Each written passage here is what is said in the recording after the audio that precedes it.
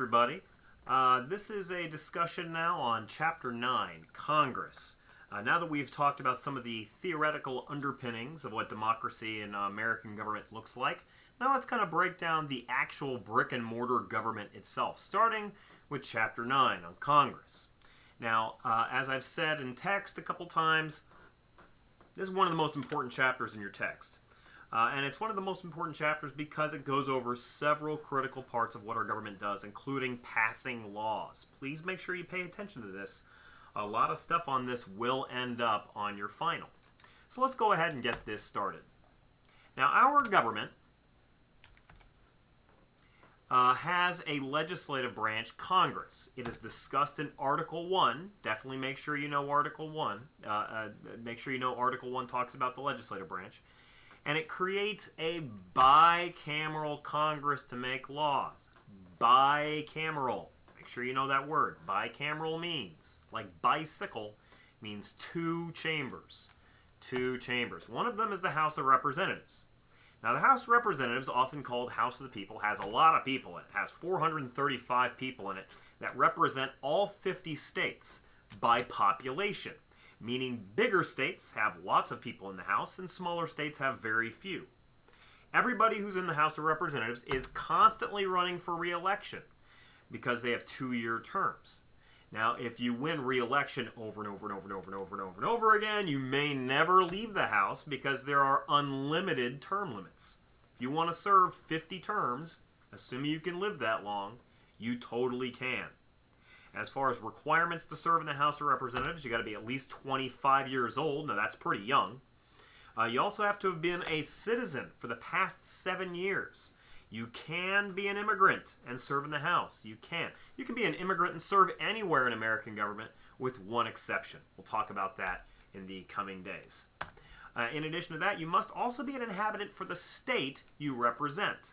Meaning you got to be an inhabitant in the Missouri government. Now, there's no time limit here. So you don't have to be an inhabitant for a year or 2 years. You just have to have set up residency long enough to be considered an inhabitant. Now you should know this for the exam. We live in the Missouri 7th. Missouri has 8 House districts for the U.S. House. We live in the 7th, which covers southwestern Missouri. And our representative is this handsome devil, Billy Long. Now Billy Long is a Republican. We've talked very slightly about Republicans versus Democrats before. We'll talk about it more in depth in a future chapter. Now, like I said, this is a bicameral Congress. The other chamber is the Senate. And the Senate has 100 people in it. Now, that's a nice square number, much better than 435. That's a nice square number because every state is represented equally. We have 50 states, and all 50 states get 2 senators each. Now, if you serve in the Senate, it's considered a more prestigious position because instead of 2-year terms, you get 6-year terms. However, like the House, you have unlimited term limits, which means if you can get reelected over and over and over and over again, you can just kind of serve until you die or retire. Now, to be in the Senate, you got to be at least 30 years old. So you see how the threshold's getting a little higher, right? Instead of being a citizen for the past 7 years, you have to be a U.S. citizen for the past 9 years. 9 years. And also, like in the House, you got to be an inhabitant of your state. Now, we have 2 senators because every state has 2. One of them's a Democrat, one of them's a Republican. Claire McCaskill, Roy Blunt. Definitely make sure you know all 3 of your representatives in Congress. Make sure you know Billy Long represents us in the House. Make sure you know McCaskill and Blunt represent us in the Senate. I know not everybody taking this class is from Missouri, but you should, so long as this class is being taught out of Missouri, you should know these people for the exam. There's your Claire McCaskill. There's your Roy Blunt. Bunch of beautiful people here representing Missouri, right? Now, let's talk briefly about the incumbency rate. What is the incumbency rate? Now, if we're talking about the incumbency rate, we're talking about the rate at which people are getting reelected. Here's something you might not know. Congress's current approval rating, as of this video, is 11%, meaning everybody hates Congress in the United States. 1 out of 10 people actually approve of the job Congress is doing. 9 out of 10 do not. 9 out of 10 do not. So let's talk about the incumbency rate, the rate at which members of Congress get reelected. If their approval rating is really, really low, that means, logically, that their incumbency rate should be really, really low. But that's not the case. Congress's incumbency rate, despite the fact that everybody hates the job they're doing, is very, very high. What? How is that possible? How is it possible for over 90% of people running for re-election in Congress to get re-elected despite the fact that everybody hates the job Congress does? Well, this happens for two major reasons. One reason is a lot of voters do hate Congress broadly, but are more generally supportive of their own specific representatives. So that's one trick we play on ourselves. It's as if everybody else in Congress is gunking it up, but our guy or our gal is doing fine. Now, in addition to that, there are huge advantages. There are inherent advantages baked into the system that give incumbents a leg up on their challengers. Again, let's make sure we understand what an incumbent is. An incumbent is a person holding an office running for re-election, okay? Like Roy Blunt was an incumbent in 2016. Billy Long was as well, and Billy Long will run for re-election every 2 years. So 2018, he will be an incumbent. Now, an advantage incumbents have is they have better name recognition. They get their names in the newspaper a lot. They are actually functioning in the government, so we know who these people are. In addition to that, they have better access to money. If you're in office, that means you have more connections to fundraisers than somebody who is a challenger and is therefore not in office. Therefore, incumbents have a big money advantage. That's a big deal when it comes to buying advertising space and campaign rallies and all that good stuff. Casework is discussed in the text.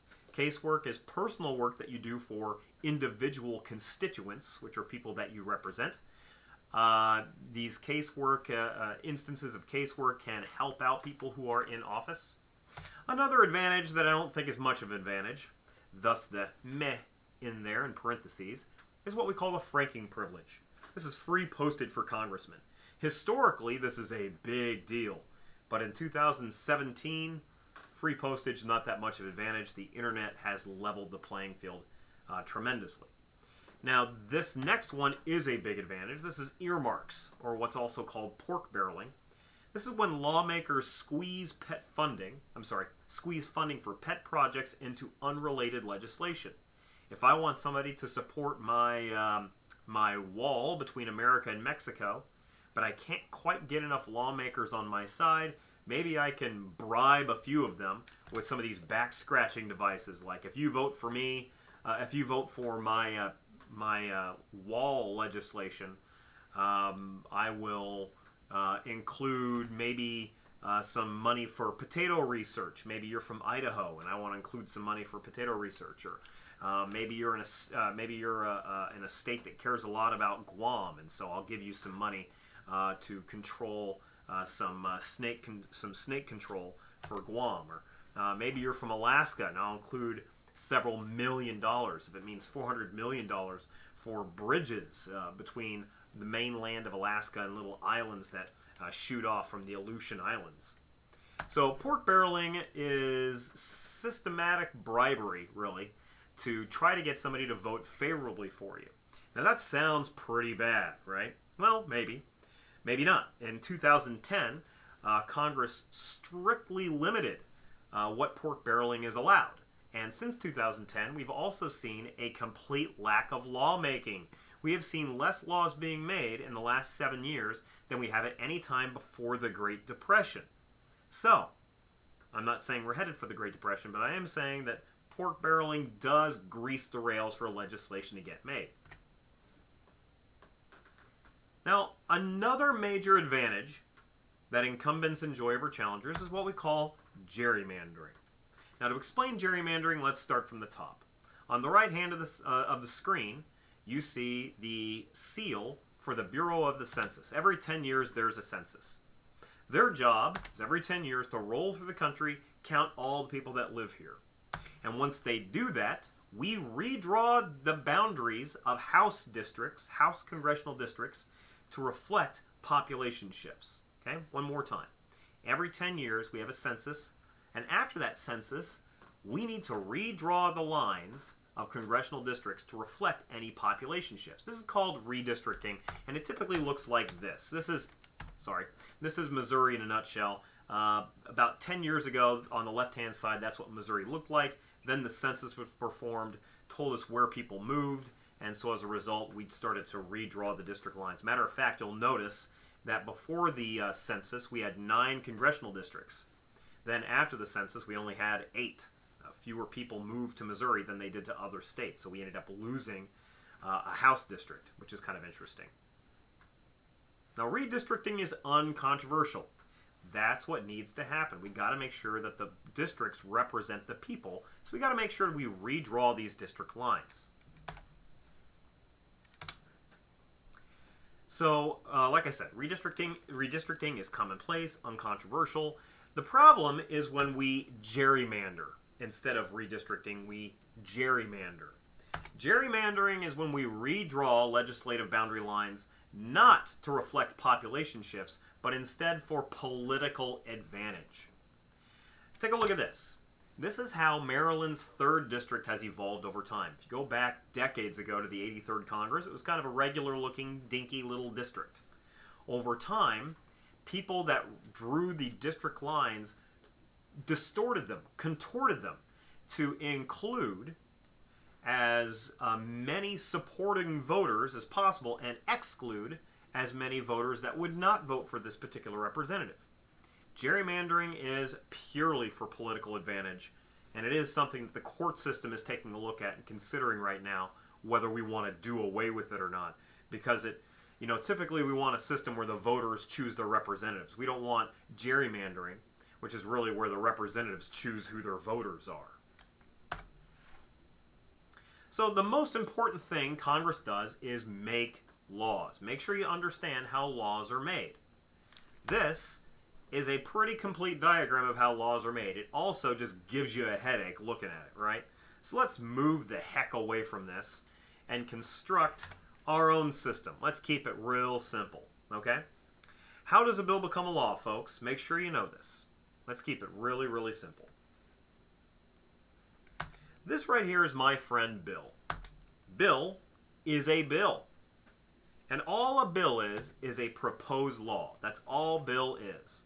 Every time anybody in Congress says, hey, maybe we should try this, that's what we call a bill. And a passed bill becomes a law. Okay? Now our job for the next however many few minutes is to keep our friend Bill alive. Because in Congress, everybody wants to kill this guy. So, Congress kind of looks like this. You have a Senate and you have a House. This is a bicameral Congress. Forgive the crude drawing here. I'm just trying to be illustrative here. Now, as you've read in your text, both chambers of Congress have what's called committees. And these committees are specialized areas. They break up people in the Senate, break up the people in the House into 15 to 20 committees each. Now, you really only see 4 each here due to space limitations. But these committees specialize in things like, before I get into that, many of these committees also have subcommittees, which are even more specialized. But you'll have committees that specialize in things like science and tech. You'll have a committee on the budget. You'll have a committee on veterans. You'll have a committee on foreign affairs. And then you'll have an even more specific subcommittee on, like, foreign affairs concerning Russia. Anytime you have a bill concerning foreign affairs, it'll start at the Foreign Affairs Committee of either the Senate or the House. It can start in either chamber. It can start in either chamber. So, what we do is we start off with a bill. Let's say we have like an aid bill for the Asian country of Laos. Okay? If we have an aid bill for the Asian country of Laos, the first thing we do is introduce that bill to the appropriate subcommittee. Now, in this circumstance, we're starting off in the Senate. You could start off in the House, but I'm just choosing to start off in the Senate. So the bill is introduced to a subcommittee, the Asia Subcommittee on Foreign Affairs in the Senate. Now, after that happens, that subcommittee will debate the bill. They'll change it up through what we call markups. They will literally change the bill, sometimes radically, through markups. And then after they do all that, they will vote. Now, before I talk about the voting, it's important to remember one thing. There's going to be a lot of votes in this process I'm about to describe. But unless I say otherwise, every vote is simple majority only. Every vote is simple majority only. Okay? I don't want to read anything like, in order to pass a bill out of committee, you need 2/3. No. Okay? Everything is simple majority unless I say otherwise. And I will say otherwise here in a little bit. Okay? So, subcommittee votes. After the subcommittee votes, they will either vote yes or no. If they vote no, the bill is dead. But if they vote yes, it moves on to the next level, the committee. In this case, the Foreign Affairs Committee in the Senate. Now, the committee will do the same thing that just happened on the subcommittee level. They, too, will debate the bill. They, too, will change it up through markups. And then they, too, will vote. Now, if they vote no, our buddy bill is now dead. However, if the committee also votes yes, well, then now we've graduated from the committee level to what's called the floor of the Senate. Okay? So now we're at the floor of the Senate, and the whole Senate now is involved, and they're going to be doing the same thing we've just talked about. They, too, will debate the bill, only now everybody's involved. They, too, will mark up the bill, only now everybody's trying to mark it up. And then they, too, will vote, and this will be a vote including the entire Senate. Not just a small subcommittee, not some medium-sized Foreign Affairs Committee. The entire Senate will be voting. Now, if they vote no, your bill is probably dead. But if they vote yes, where do we go?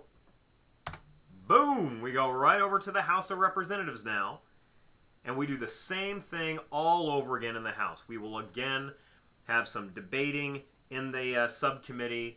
They will change the bill. Even though it just got passed in the Senate, they will continue changing it in the House. And then they'll keep marking up the bill through changes, and then they too will vote, and it'll move on to the committee level. We're pretty much familiar with it at this point. Now, there is one major difference in the House than there is in the Senate, and that is in the House there's an additional committee that the bill-making process has to go through, and that's the Rules Committee. You see, after a bill has been approved by a House committee, before the entire House can participate, the bill needs to go through the Rules Committee. Okay? It needs to go through a Rules Committee. Now, the Rules Committee is the most boring place in Congress because the Rules Committee needs to make sure that we know the rules for debate in the House floor. Okay? That's the rules for debate. So they'll talk about how only 5 people can speak for and only 5 people can speak against. The people speaking for have 10 minutes each. They can take questions, but those questions must be about this matter and that matter. They are not allowed to talk about these other irrelevant things, and so on and so forth. Okay, it's really, really dull to listen to, but very important. There is no Rules Committee in the Senate. We just have the same rules for every debate in the Senate. Not so in the House. Okay, the Rules Committee sets up different rules for every debate. Now, after the Rules Committee approves, now we move on to the floor of the House, and it looks pretty familiar once again. You have a debate, you'll have even more markups, and you'll have yourself a vote. Now, if the House, which is at this point drastically changed what was in the Senate bill, votes to approve their changes and votes to approve the House bill, I want to say congratulations. We have somehow got one bill through both chambers of Congress. However, the problem is that the House and the Senate almost certainly have different versions of the same bill. Now, if these two chambers have different versions of the same bill, we can't move on. Because in order for any bill to become a law, both the Senate and the House have to agree on everything, down to the comma. So if they disagree and have different versions of the bill, they need to go to what's called the Conference Committee. Now, the Conference Committee has a really simple job to describe, but a very hard job to do. The Conference Committee's job is to compromise between the House and the Senate versions of the same bill. So if we have two different bills about providing aid to Laos, maybe the Senate has $100 million and the House has $50 million. If that's the case, we need to find a compromise between these two. Mathematically, that'd be $75 million, but sometimes these compromises are really, really hard to reach. Once that compromise is reached, the House and the Senate have to vote. Again, they have to vote on the exact same compromise. If there are any differences between the two, we can't move on. So once the House and the Senate have agreed to vote on the exact same bill, we move on to the president's desk. Now, it's important for you to know there are 3 ways that a bill can become a law. 3 ways that a bill can become a law. One of these is that the president signs the bill. You already knew that probably before you took this class. However, in addition to signing the bill, the president could also instead veto it, which kills the bill. If it kills the bill, Congress can override the president. However, and this is the one spot it takes more than a simple majority, you need 2/3 of both chambers to support overriding the veto. That does not happen often. Happens like once a presidency. Happened once for Bush, happened once for Obama, hasn't yet happened for Trump, but not that many laws have been passed yet. So once you get a 2/3 override, that's when you have the second way a bill can become a law. The third way involves a time limit. What if the president decides to neither sign or veto it? He just lets it sit on his desk. If it sits on his desk, then the Constitution says the president has 10 days to act. If the president does not act in 10 days, then guess what happens? We no longer care about the president. Now we care about Congress, and we ask ourselves a very simple question. Is Congress in session? Now, Congress is a lot like baseball season. There's a season, and then there's an off season, right? Congress is the same way. They are either in session or they're out of session, which is like congressional off season. If Congress is in session on the 10th day of the bill being passed by Congress, then the bill automatically becomes law. There is no question, nothing else needs to happen. It automatically becomes law. Now, if Congress is out of session on the 10th day, then that means the bill automatically dies in what's called a pocket veto. Definitely make sure you understand the 3 ways a bill can become a law. So let's talk about rules for debates on bills. Okay? Now, in the House of Representatives, the rules are set up differently every time. There's a rules committee. We just talked about this. Every individual bill has its own rules before the House floor debates the bill. Now, in the Senate, you have more of what's called a standard operating procedure, which means you have the same rules for every debate. That means a lot of these rules are very, very old, such as the rule of holding the floor, called the filibuster. So long as you are holding the floor, so long as you are speaking, you hold the floor. Now, the idea here is to give people in the Senate as much time as they need to outline their arguments, but it's been abused in what we call the filibuster. And the filibuster is a delay tactic. The filibuster means you can talk in the hopes that eventually the supporters of a bill will give up and go home. Okay? They can't wait that long. People in the Senate tend to be very, very busy. So as a result, if you know you're going to lose the vote, maybe you can prevent the vote from ever occurring in what we call a filibuster. Now that does mean from time to time, things can be pretty ridiculous. This is a still from a video of Ted Cruz. Let's see, maybe the video will pop up for me. I'm not seeing it pop up. Well, this is a video of Ted Cruz here filibustering. There we go. Check this out. And I love this story, and so I'm going to read it to you. Sam I am. That Sam I am, that Sam I am. I do not like that Sam I am. Do you like green eggs and ham? I do not like them, Sam I am. I do not like green eggs and ham.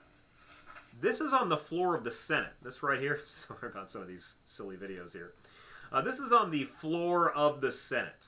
Okay, he is reading green eggs and ham, and he's doing it because he wants to prevent a vote from ever occurring. That's what we call a filibuster. Now, since then, the filibuster has been reformed. You don't have to know this, but it is at least important to keep in mind. The filibuster has been reformed. Nowadays, you don't even have to talk. You don't have to read green eggs and ham. Nowadays, all you have to do is declare a filibuster. You no longer have to speak. As long as you declare a filibuster, boom, the bill is filibustered. All that takes is a simple phone call. The phone call could be 2 minutes long, and you can filibuster a bill. As a result, it's gotten easier and easier to filibuster, as you'll see on the right-hand side here. There's a ton of filibusters this day and age. So how do you beat this thing? Well, you can beat it in several ways. One way is what we call cloture. Cloture is a vote by the Senate that kills a filibuster. It forces a vote. Now, to pass a vote in the Senate, you need simple majority. But to defeat a filibuster by invoking cloture, you actually need 60 votes. You actually need a supermajority here of 60 votes. However, you can also opt for what's called the nuclear option. Now, the nuclear option changes the Senate rules to eradicate the filibuster forever. So you're not just defeating a filibuster, you're eradicating the filibuster altogether. This needs only a simple majority. So it's the more dramatic option, and yet it only requires a simple majority to do so. That's kind of weird. And yet, has anybody ever done this? Of course not, because we still have the filibuster today. Republicans control the Senate, but they don't have 60 votes. Yet, they will never invoke the nuclear option, because while they have the majority today, they'll be the minority at some point in the future, and they really want that filibuster ability when it's their turn to be the minority party. Reconciliation is another option. Oftentimes, budget bills by rule cannot be filibustered, so oftentimes the majority party will try to stuff controversial pieces of legislation into the budget to prevent any filibusters from slowing it down. Now, you don't really need to know this stuff, so you need to know it, I think, for our quiz on the chapter, but you won't need to know it for the exam. You will need to know different ways of defeating a filibuster. You just don't need to know the difference between these different resolutions here at the bottom. Let's talk about committees for a bit, because you're going to have a small paper assignment on this due by Sunday. So why do we have committees? We know what they are at this point. They're more specialized areas they're more specialized groups to study certain areas of public policy.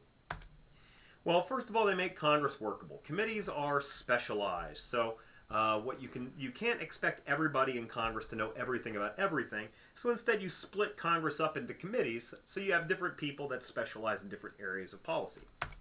They also save us a lot of time. By having a bunch of committees working simultaneously, you can have hundreds of bills being considered at a time, rather than if you ask all of Congress to debate every single bill all the time. That would just take forever, and things couldn't get done. Now, there are many different types of committees. Now, the type of committee that you're probably familiar with, the one that we talked about earlier, are what we call standing committees. These are permanent committees in the Senate or House. They consider bills within a certain subject area, such as the Senate Committee on Foreign Relations. That is a standing committee. Many of these committees also have subcommittees, which are even more specialized. Select committees are temporary legislative committees, which are established for a specific purpose, typically for investigations. They are created on the fly, they have a specific job, and once they fulfill that job, such as issuing a report or whatever, they go away. They dissipate. They have served their purpose, and now they can go. A joint committee is a committee that is composed of members of the House and the Senate. And we've talked about the conference committee. We know what the conference committee is. Now, the most important thing Congress does is make laws. However, just as important of a job is what we call oversight. Many people think that once Congress passes a law, Congress is done. That is not true. Okay? Congress will continue to monitor how that newly passed law is being enforced by the executive branch. Okay? It is a very difficult task because oftentimes there are a lot of obstacles keeping true oversight from occurring. For instance, partisanship, favoring your party rather than working for the country. Okay? If you're a Republican, you're just not very likely to hold a Republican president's feet to the fire. Okay? Same thing if you're a Democrat. The executive branch has a couple tricks, like executive privilege. They can refuse to divulge information to Congress because they believe it would put the country at risk. They can also, the president can also sign statements, what we call signing statements. There are PS, that when presidents sign a law, they can attach a PS saying that the president doesn't have to abide by certain things in the law. They do seem a little controversial and potentially unconstitutional, but as of now, they have yet to be overruled by the Supreme Court, so signing statements still allowed. Now let's take some time to talk about the leadership in the House and the leadership in the Senate. Now, the most powerful person in the House of Representatives is who we call the Speaker of the House.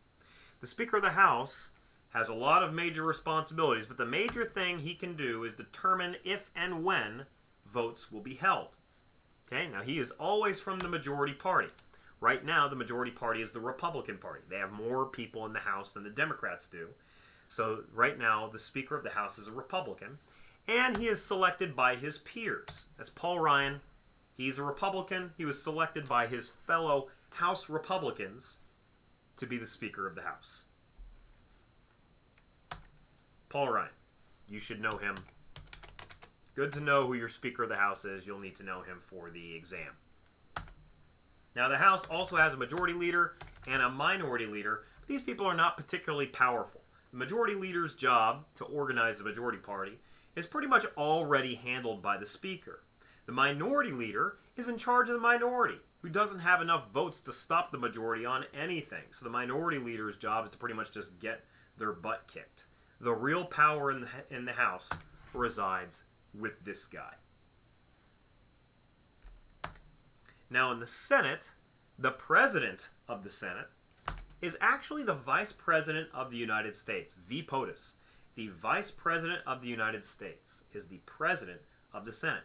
Here's the kicker, though. Vice President's never around. Vice President wants nothing to do with the Senate. Wants nothing to do with the Senate. So as a result, the Vice President doesn't even have a vote. The Vice President only casts a vote when there's a tie, a 50-50 tie in the Senate. So as a result, he is never around. And the Senate needs to have a Vice President that we call the President pro tempore, temporary president. Now this person is also from the majority party, which again is the Republican Party. The Republican Party has the majority in the Senate as well. And the President pro tempore actually is selected by seniority, meaning they've been there a very long time. And as a result, the President pro tempore is not selected by his peers and isn't very important. It's more of a ceremonial position than anything. So the President of the Senate is never around. The President pro tempore has no power whatsoever. So who is it that's actually running the show? This guy, Mitch McConnell, your majority leader. This is where power in the Senate really resides. Okay, this guy right here. He helps organize the majority party. He schedules the votes. He's selected by his peers. Mitch McConnell, definitely make sure you know his name. Mitch McConnell runs the Senate. Now, the minority leader has the same description as in the House. However, the minority leader in the Senate is actually pretty powerful, him or herself, mainly because of the filibuster. So long as it requires 60 votes to pass anything, you typically need votes from the minority to get anything passed. So the minority leader can be pretty powerful as well in the Senate. Most powerful person in the Senate, however, is the Senate majority leader. But this person's got some power too. Last thing I'll mention when it comes to Congress is trustee versus delegate. Your congressman can vote either as a trustee or as a delegate. If your congressman votes as a trustee, your congressman is essentially saying, trust me. Meaning, he or she is voting how he or she believes is the right way to vote, regardless of how his or her constituents feel. They're not voting according to how you and I want them to. They are instead saying, trust me guys, I'm the expert, I know what's best. They can also vote as a delegate, or what the textbook calls an instructed delegate. Now, a delegate will vote as a rubber stamp for the people, meaning they will vote exactly how his or her constituents want on a given issue. Now, no congressman is going to vote 100% as a trustee or 100% as a delegate. Instead, they will flip-flop between the two. Now, we can put an equation up here on the board that helps us determine how likely it is a congressman will vote either as a trustee or a delegate. And that equation is the more important an issue is to that congressman's constituents, the more likely he or she is to vote as a delegate. So one more time, the more important an issue is to a congressman's constituents back home, the more likely he or she is going to vote as a delegate. Now that's pretty intuitive, so I like that. Okay? It means if you are a congressman from Idaho and there is a vote on potato farming, you will listen very much to how your Idahoans that you represent vote, or want you to vote. Okay?